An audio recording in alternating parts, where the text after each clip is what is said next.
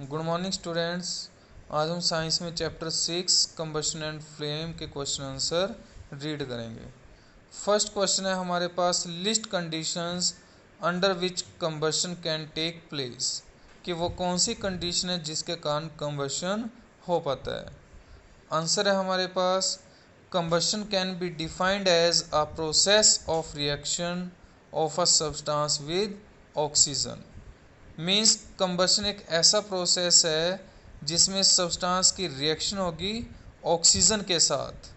Means कोई भी substance है या फ्यूल है वो तभी बर्न होगा जब ऑक्सीजन की प्रेजेंस होगी। There are certain conditions required for combustion to take place.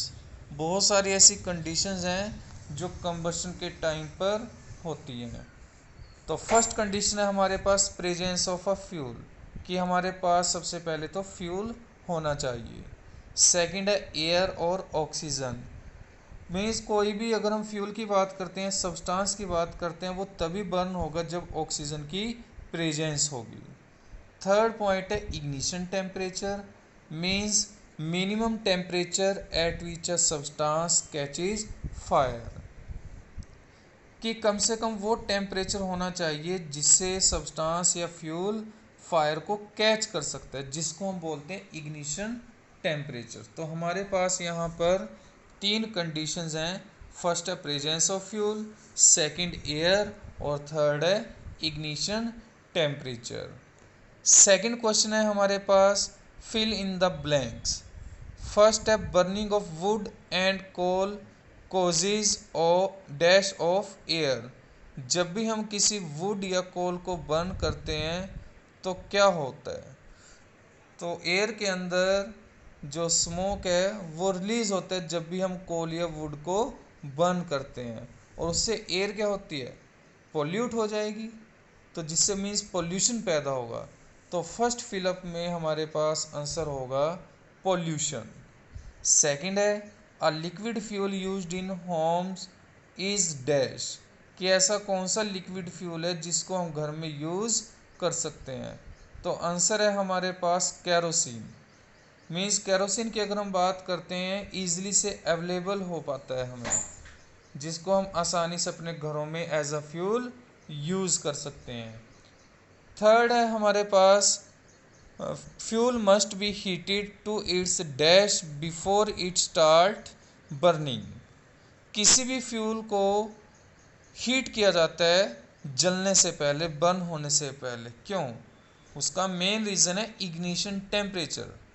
जब तक इग्निशन टेम्परेचर नहीं होगा तब तक कोई भी फ्यूल या सब्सटेंस बर्न नहीं होगा। इसलिए फ्यूल को शुरू में हीट किया जाता है ताकि इग्निशन टेम्परेचर हो पाए, जिससे जो सब्सटेंस है या फ्यूल है वो फायर को कैच कर सके। इसके बाद फोर्थ फिलअप है हमारे पास, fire produced by oil can not be controlled by dash. अगर किसी ऑयल में आग लगी हुई है तो वो कब कंट्रोल नहीं होगी, किससे कंट्रोल नहीं होगी, वाटर से, पानी से। क्योंकि जब भी किसी ऑयल में फायर लगी हुई है, अगर हम उसके ऊपर पानी डालते हैं तो पानी की जो डेंसिटी है वो ज़्यादा होती है ऑयल के कंपैरिजन में। तो पानी डालने से क्या होगा कि पानी तो नीचे चला जाएगा बॉटम पर, और जो ऑयल है वो वाटर के सरफेस पे आ जाएगा ऊपर, जिससे क्या है कि जो फायर है वो ऑयल में लगी रहेगी, जिससे फायर क्या है, नहीं बुझ पाएगी। तो इसलिए जो फायर है जब भी ऑयल में लगती है तो वो कंट्रोल किससे नहीं होगी, वाटर से। इसके बाद हमारे पास थर्ड क्वेश्चन है हमारे पास, explain how the use of CNG in automobiles has reduced pollution in our cities, कि अगर हम सीएनजी का ऑटोमोबाइल में यूज़ करते हैं तो हमारे शहर के अंदर पोल्यूशन किस तरह से कम हो सकता है। आंसर है इसका, the amount of unburned carbon particles produced by CNG is much less in comparison to petrol, and the amount of harmful gases produced is also less. Hence, CNG is comparatively a cleaner fuel than petrol. Using CNG in automobiles has therefore helped in reducing pollution in cities. Means जब भी CNG gas को burn करेंगे, automobiles के अंदर जलेगी, तो उससे जो unburned carbon particles हैं वो लेस अमाउंट में रिलीज होते हैं एज कंपेयर टू पेट्रोल। अगर हम पेट्रोल को बर्न करते हैं ऑटोमोबाइल्स में, तो उससे जो अनबर्न्ड कार्बन पार्टिकल्स हैं वो बहुत ज़्यादा रिलीज होते हैं सीएनजी के कंपैरिजन में। सेकेंड, जब हम पेट्रोल को बर्न करते हैं ऑटोमोबाइल्स में तो स्मोक भी प्रोड्यूस होता है, या फिर अगर हम बात करते हैं हार्मफुल गैसेस भी रिलीज होती हैं। जब वो एयर में मिक्स होंगी तो उससे एयर भी क्या हो जाएगी, पोल्यूट हो जाएगी। लेकिन सीएनजी के केस में ऐसा बिल्कुल नहीं है। सीएनजी जब बर्न होती है ना तो किसी टाइप का स्मोक प्रोड्यूस होता है और ना ही हार्मफुल गैसेस रिलीज होती हैं। तो इस कारण हम सीएनजी को क्लीनर फ्यूल भी बोलते हैं, कि जो सीएनजी है वो क्लीनर फ्यूल है एज कंपेयर टू पेट्रोल। तो इस कारण से जो सीएनजी है वो एयर में लेस अमाउंट में पोल्यूशन पैदा करती है as compare to petrol. Fourth question है हमारे पास, compare LPG and wood as fuel. Answer है, फर्स्ट पॉइंट है हमारे पास, एलपीजी में a clean fuel leaves no residue and produces very less amount of harmful gases। अगर हम एलपीजी गैस की बात करते हैं, ये क्लीनर फ्यूल है। क्लीनर मीन्स इससे किसी भी तरह का धुआं प्रोड्यूस नहीं होता जब हम इसको जलाते हैं। सेकंड, जलाने के बाद हमारे पास कोई भी रेजिड्यू नहीं बचता, मीन्स कोई भी सब्सटेंस बाद में नहीं बचता जलाने के बाद। तो इसलिए जो एलपीजी है वो बेटर फ्यूल है। सेकेंड इसका पॉइंट है calorific value. Calorific value of LPG is 55,000 kilo joule per kilogram. Means जब हम एलपीजी गैस को बर्न करते हैं तो लार्ज अमाउंट में हीट रिलीज होती है, जिसको हम बोलते हैं क्लोरीफिक वैल्यू, कि इसकी बहुत ज़्यादा हाई क्लोरीफिक है।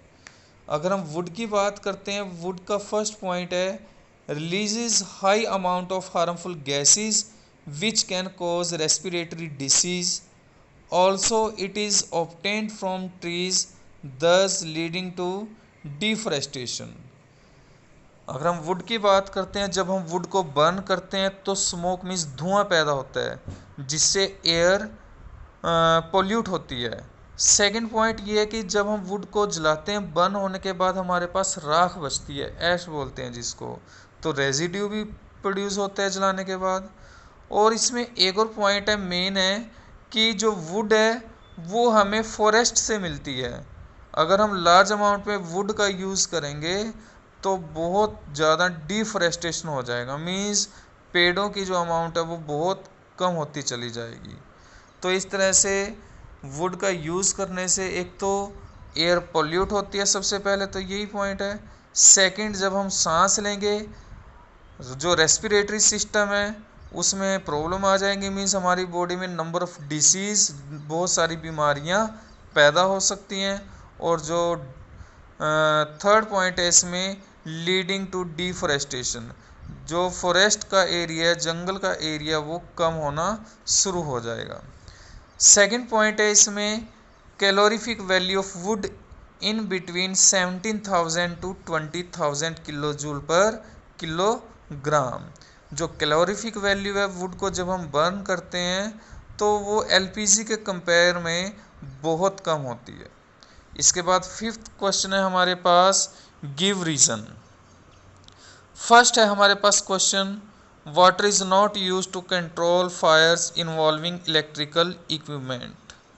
कि जब भी किसी इलेक्ट्रिकल इक्विपमेंट में फायर लग जाती है, आग लग जाती है, तो हम पानी का यूज़ क्यों नहीं कर सकते, या पानी उसको कंट्रोल क्यों नहीं कर सकता। आंसर है, water is a good conductor of electricity. It is used for controlling a fire involving electrical equipment. Then the person dousing the fire might get an electrical shock. Also water can damage the electrical equipment। जो water है वो good conductor है electricity का और heat का। तो means जब भी हम किसी इलेक्ट्रिकल इक्विपमेंट जहाँ पर फायर लगी है, अगर हम उसके ऊपर पानी डालते हैं तो पानी के अंदर से करंट पास हो जाएगा, मीन्स वाटर के अंदर से करंट पास होगा तो और ज़्यादा वहाँ पर फायर या ब्लास्ट होने के चांसेस बन जाते हैं। सेकंड है, इसमें जो भी पर्सन है उस जब वो पानी फेंकेगा किसी इलेक्ट्रिकल इक्विपमेंट में तो उसको करंट लगने का खतरा रहेगा, और इस तरह से अगर उसको करंट लग जाता है तो उसके लिए प्रॉब्लम हो सकती है, मीन्स डेथ भी हो सकती है पर्सन की, या फिर शॉक मीन्स बहुत बड़ा झटका भी उसको लग सकता है, और लास्ट में जो इलेक्ट्रिकल इक्विपमेंट है वो भी खराब हो सकता है। सेकंड पॉइंट है हमारे पास जो गिव रीजन का क्वेश्चन है वो है LPG is a better domestic fuel than wood. ये क्वेश्चन अभी हमने किया है कि जो एलपीजी है वो बेटर डोमेस्टिक फ्यूल किस तरह से वुड के कंपैरिजन में। आंसर है यहाँ पर LPG is a better domestic fuel because being a gases fuel it does not produce smoke and there are negligible unburnt carbon particles which can cause respiratory problem। LPG gas एक cleaner fuel है जिससे किसी भी type का smoke produce नहीं होता, या फिर अगर हम बात करते हैं जो हार्मफुल गैसेस हैं वो बिल्कुल लेस अमाउंट में प्रोड्यूस होती हैं। लेकिन जब हम वुड को बर्न करेंगे, वुड से एक तो धुआं प्रोड्यूस होगा, स्मोक प्रोड्यूस होगा, और साथ ही हार्मफुल गैसेस भी रिलीज़ होंगी। हार्मफुल गैसेस रिलीज़ होने के बाद क्या होगा, जब हम सांस लेंगे तो वो हार्मफुल गैसेस हमारी बॉडी के अंदर भी जाएंगी जिससे हमें बहुत बीमारियां हो सकती हैं। थर्ड क्वेश्चन है गिव रीजन में paper by itself catches fire easily whereas a piece of paper wrapped around an aluminium pipe does not. जब हम पेपर की अगर हम डायरेक्ट बात करते हैं वो ईजिली से फायर को कैच कर लेता है, लेकिन जब हम उसको रैप करते हैं एल्यूमिनियम पाइप के चारों तरफ तो वो आसानी से फायर को कैच नहीं करता। क्यों? A pipe of paper wrapped around aluminium pipe does not catch fire easily. This is because aluminium being a metal and it is a good conductor of heat। तो जब हम एल्यूमिनियम के around aluminium pipe के चारों तरफ rap करेंगे paper को और फिर उसके पास फायर लेकर के आते हैं तो जो पेपर है वो अपना टेम्परेचर पास कर देगा एल्यूमिनियम को, और एल्यूमिनियम एक मेटल है जो गुड कंडक्टर है हीट एंड इलेक्ट्रिसिटी, मीन्स वो अपने अंदर से हीट को आगे पास होने देता है। तो इससे जो पेपर है वो आसानी से फायर को कैच नहीं करेगा क्योंकि जो टेम्परेचर है वो कहाँ पर रिलीज हो जाएगा, एल्यूमिनियम पाइप पर।